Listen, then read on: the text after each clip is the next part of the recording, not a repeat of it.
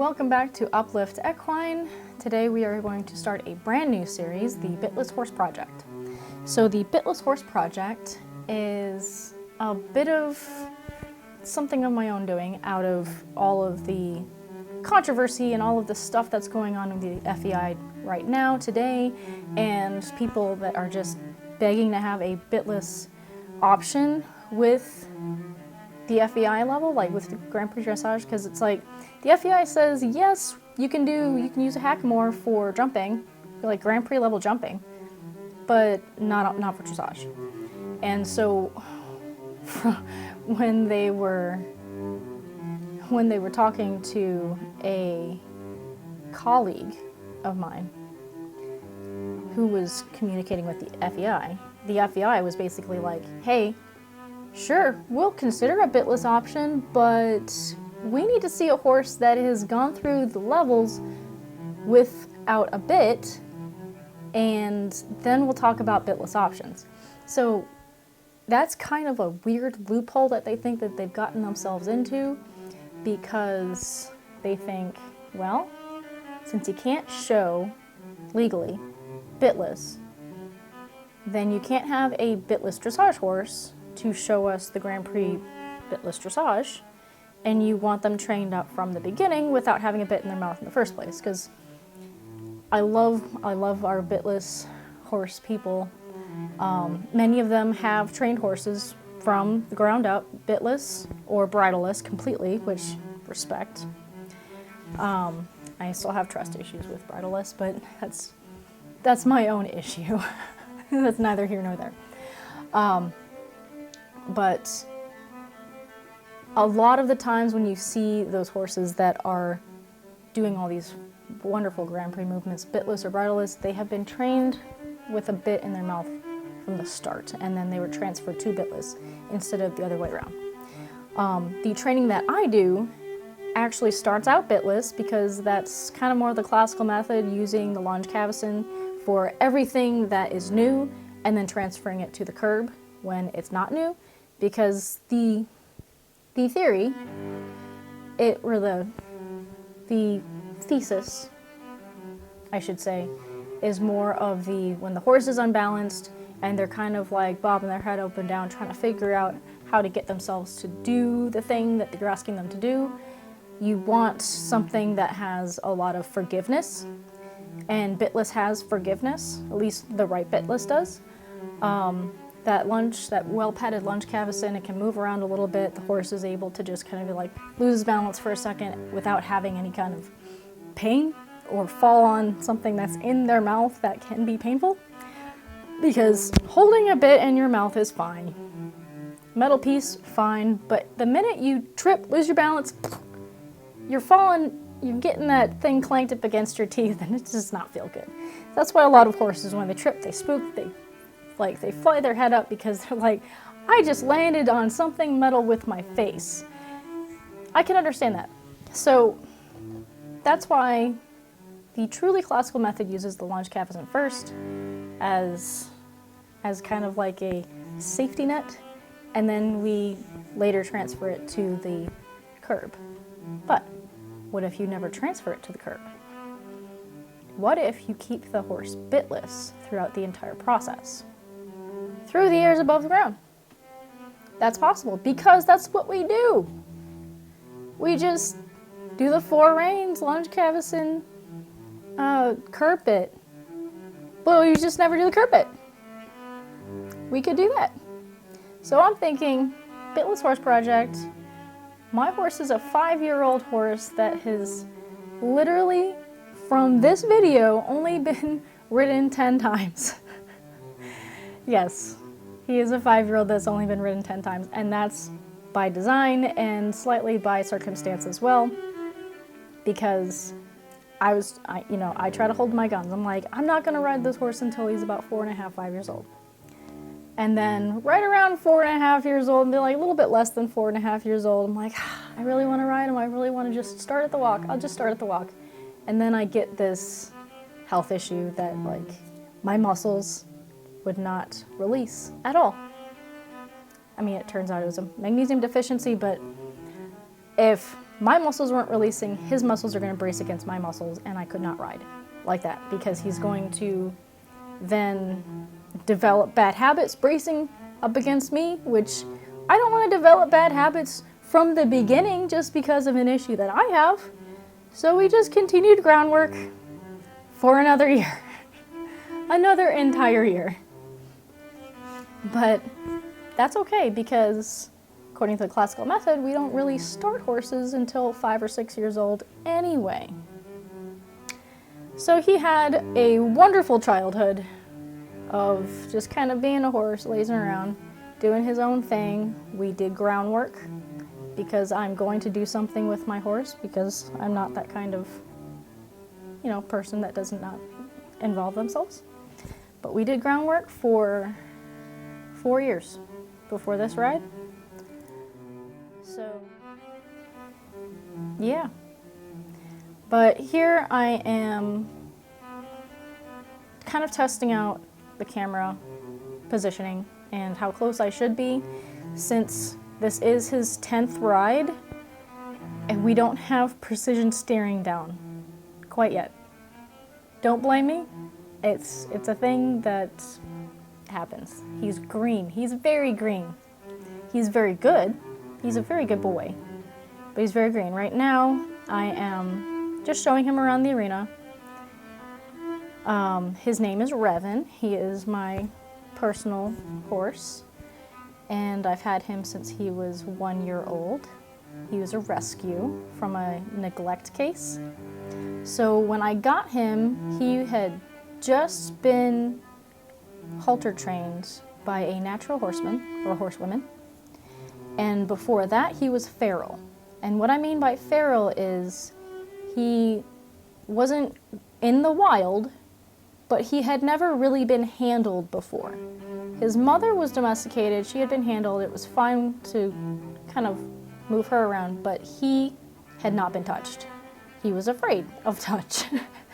And rightly so, because he can barely see anything. So he's not completely blind, but he doesn't have great eyesight either. So making up for that as the trainer and the rider has been quite the challenge. But that's okay, because blind horses can do dressage too. And there's the cat. So, but yeah, in this video, I am way further away from the camera than I should be, so I apologize, but we'll just use this video to give you a nice introduction to the Bitless Horse Project in general. And of course, before every ride, I will prepare with some groundwork just to get his brain moving in my direction, basically. And what I have on him is something that I was testing out that day as well, which is my bareback pad. Something that I had been working on for 6 months, but honestly, those were 6 months of 50% hard work and 50% procrastination. So it shouldn't have actually taken me 6 months to do it, but that's how long it took. So I'm testing out the bareback pad today. I'm giving him his 10th ride today at the same time. So if the bareback pad's slipping around a little bit, I have not quite figured out the tension on the girth yet, but because that's also a girth I just whipped together in 2 days by hand. So there's a lot of testing in this video. But what I'm doing here is the shouldering on the circle, to just trying to get him loosened up, get his shoulder stretching around and loosening. And of course, between the groundwork / lunge work and actually riding, there's going to be a break in the video because I completely forgot to make sure that there was a mounting block in the arena that day. And I also forgot to spray him down with fly spray, because as you can see, he's getting a little annoyed with the flies. Even though it was a very nice day, but there's still flies. So I forgot that. And I forgot the mounting block. So I had to turn the camera off and move it because I don't trust him to not knock over my camera while he's grazing, because he gets curious.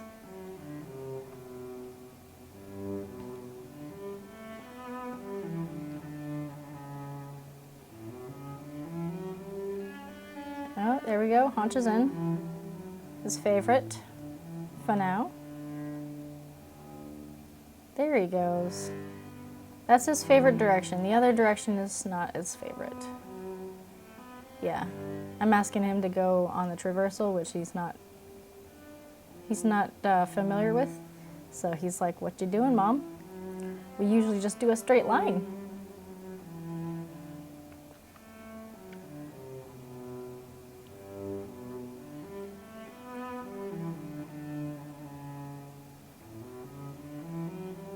So yeah, the other direction's a little hard for him. Mostly it's due to he has an old SI injury that's about 18 months old at this point. He is completely healed, but the strength in those interior inside muscles is still building back up from the injury.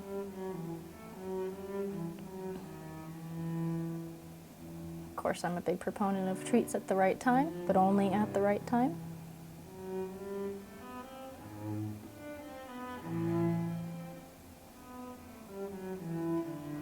Also, with starting a horse, you have your groundwork, you have your lunge work, and of course you want a good pre-ride routine. So that means you're getting their mind focused on what you want them to do. You're getting their body warmed up, so the joints are moving around, their muscles are moving around. Something that, even if they're in the field 100% of the time, which he is, he might have just stood for the past 3 hours or taken a nap for the past 2 hours, and, it's a little stiff. So I make sure wherever this horse is coming from, I will do a good pre-ride routine. So this is the lunge pre-ride routine. And of course he's got distancing issues because he can't see where I am. So I'm trying to follow him and stay in the center, but he's got ADD and he's like, "Hey, there's some grass," or "Hey, here's this thing," or "Hey, I can lower my head." Are we done when I lower my head? So he's getting a little feisty here. But that's okay, I like a feisty horse.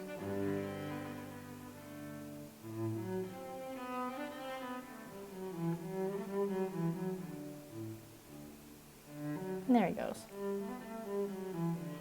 So I'm not lunging to, quote, get the bucks out of him. I am lunging to see where he's at with his movement, to see if he's relaxed, if he's lowering his head, if he's being nice, if he's responding to my lunge aids, or if he's being feisty, which in a second here, he will show me how feisty he is.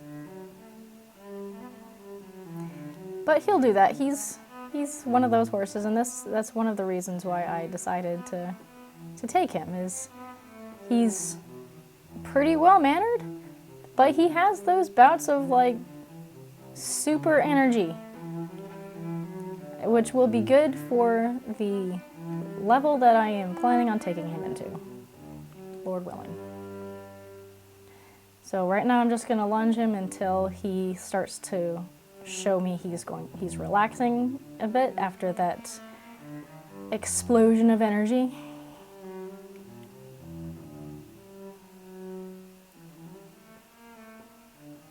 I'm not mad at him. We just want to make sure that he's not tense when I get on him. Yeah, and there he is, softening a bit.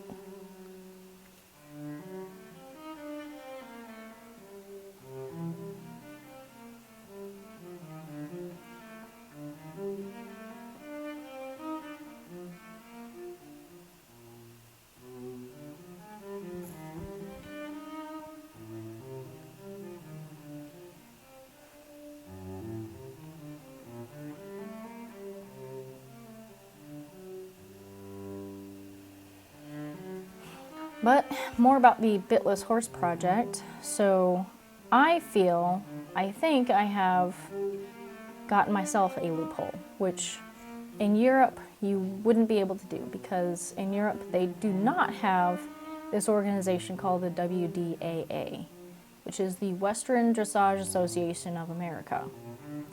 And they have a bitless option. So they judge with Bosal. And I think Hackamore, but I'd have to check the rules for that one. So you've got these WDAA judges, which I'm hoping that some WDAA judges are also USDF judges, or kind of cross over a little bit. So if I can get him trained bitless, like he would be getting trained bitless anyway, and find a judge between the WDAA and USDF that is willing to give me a waiver on the tests that we do, then we could work our way up through 4th level. And then if we've got this 4th level horse, bitless, never had a bit in his mouth from day 1, then maybe we can get the attention of the FEI in trying to get a bitless option for dressage. Now that's a number of years in the future, and maybe somebody else comes with a better solution, or the FEI kind of sways by then. But currently that's what this project is all about, is to help get the FEI moving in that direction, so that if we want, we can have a bitless option. We can show them that, yes, a Grand Prix level horse can be trained from the ground up, bitless, no problem, and here's the proof, which is this project. So I will be posting throughout his training, the riding portions of the training. I won't be showing you how to do a whole lot of stuff, because that's not the point of this series. The point of the series is pure documentation and kind of showing you the process of training a horse, period, to ride. But yeah, that's the thesis of the project. But yeah, here, of course, we've got our horse. And like I said before, there's a lot of testing involved in this ride. There's testing of that bareback pad that I have made myself. There's testing of the girth tension for the bareback pad. There's testing him after not riding him for an entire year. Like literally an entire year. And this is the 10th time I've ridden him in his life. Or anybody. I did a pony ride with a couple of other people, but you know, it was a pony ride. So he has not learned precision steering yet.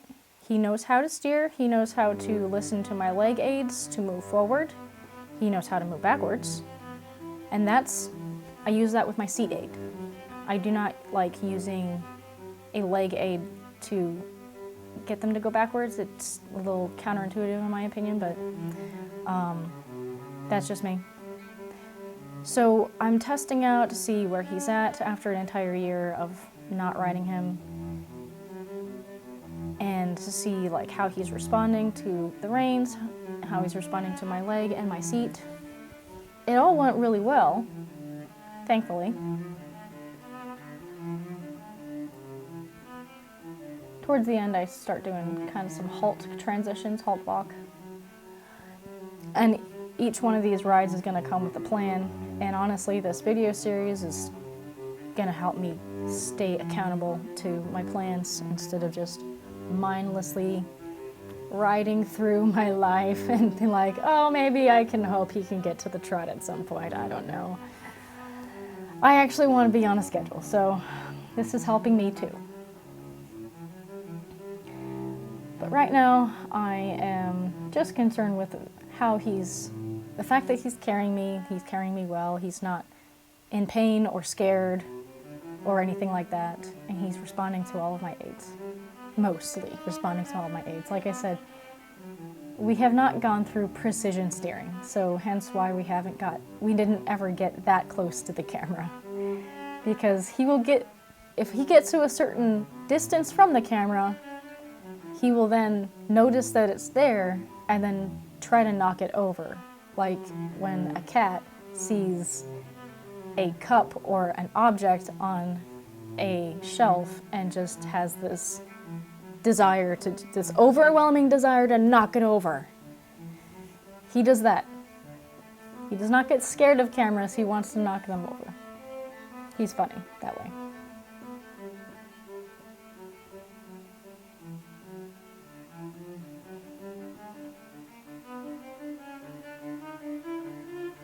So if I'm allowing him to just walk around kind of aimlessly, and kind of trying to still guide him around so that he's not just going back and forth in the same track.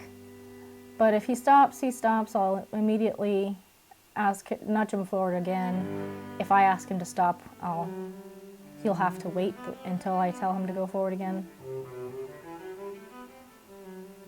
But during this ride, he is so strong. Like, not against my hand so strong, but like his thoracic sling was lifted and carrying me the entire time. He is Mr. Strength.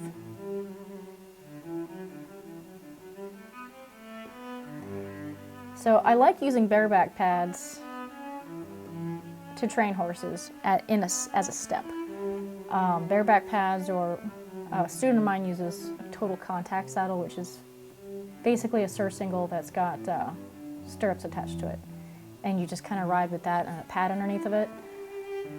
But I like using that because you get the horse developing its carrying muscles around you, and you don't have a saddle that might be putting pressure points on the wrong areas. Now, but in the bareback pad, I will tell you, you're going to need a whole lot more balance because you don't have stirrups to balance yourself. So you need to use your seat. And before you transition, the horse needs to be collected going into that transition instead of chasing them into something. The bareback pad puts you into a very precarious position where you actually have to be prepared for what you're asking the horse to do instead of just chasing them into it.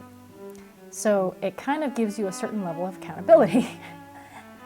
What it also does is it allows the horse to develop its muscles unimpeded from a saddle, so that when you are ready for a saddle and you've gone through your basic gaits with your bareback pad, then the horse's musculature is ready for it, and then when you fit your saddle, you can check it. You should check your saddle fit at least once a year, if not every 6 months.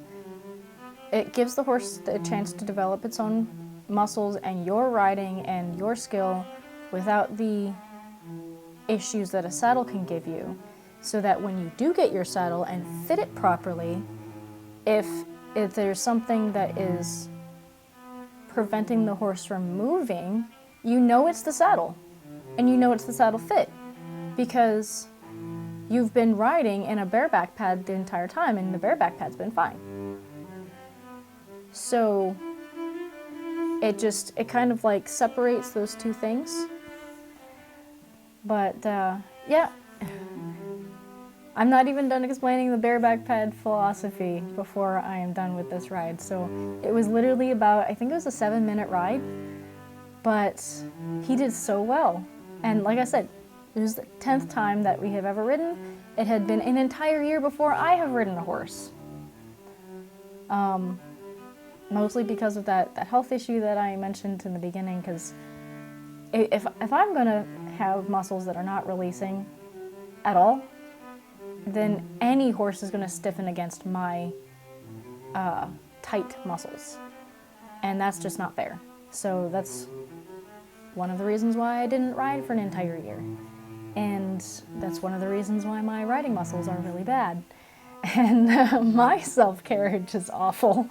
So training him through a walk is not only beneficial for him and his muscle development, but me and my muscle development as well. So, you know, seeing as when I was done with this ride and about 12 hours later I could barely sit down because my hamstrings were so bad. The next day I went to go see him and a friend of mine's like, hey, you gonna ride again? I'm like, oh, I don't know, maybe. I saw him, I checked his back muscles and his lumbar area was so tight and I'm like, yeah, you're tight too. You are sore too. Our 7 minutes of walking around did something. So that means we are going to definitely have to make sure that we are well prepared. We've got our red light therapy going because I am now a strong proponent of red light therapy. Even before I was a little skeptical, but now I am a huge proponent of it.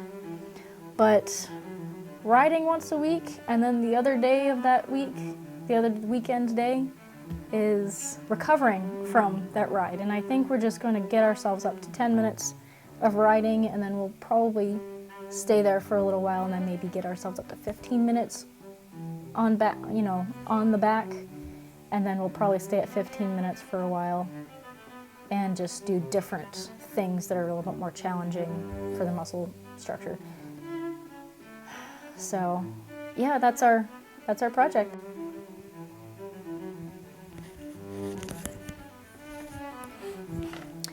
Yeah, but that's our riding. So I hope you enjoyed this. I did. I hope you come back for further episodes of our Bitless horse project, going from 0 to Grand Prix Bitless.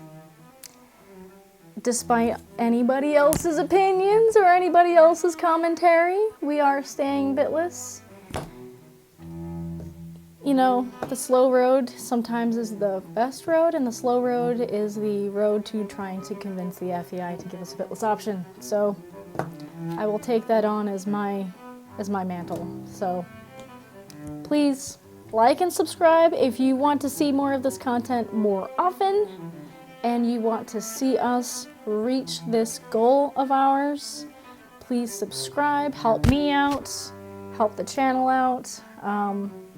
But thank you for attending, thank you for watching, and thank you for supporting the Bitless Horse Project by just watching the entire way through this video.